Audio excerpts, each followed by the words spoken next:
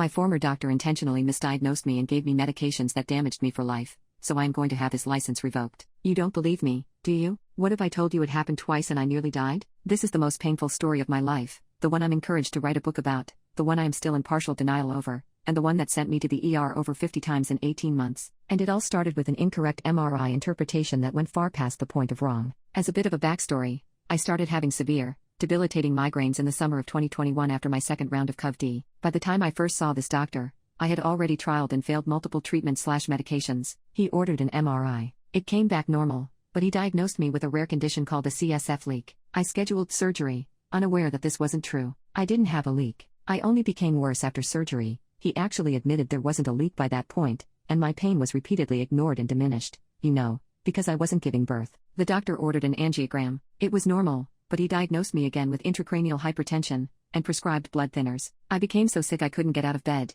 eat, or even properly use the bathroom. I never knew pain like this even existed. In between all of this, I began to go to the ER. Before that, I had never experienced such rude and sexist comments in my life, how I was being dramatic, or how I was a drug seeker, etc. The female medical staff was much kinder to me than the male doctors. I would eventually learn the truth, that I had been misdiagnosed twice and severely injured as a result. I also learned I'm not the first this doctor has hurt. He knew he was misdiagnosing me and did it anyway. I know how crazy that probably sounds. I learned via medical records he never thought I would get a hold of, as he blatantly refused to let me read them. I haven't been the same since that surgery. It's like a part of my soul has died and I'm now morbid and bitter. I never had anything he diagnosed me with, and the blood thinners were slowly killing me. The point of this story is to advocate for yourself as a patient for anything you might be struggling with. It could save your life. I hope no one here ever has experienced something similar. Update: 2.5 months later, I have some positive news. I believe I have finally found the right attorney. She will not only help me, but she wants to look into having my former doctor's license revoked through the state medical board.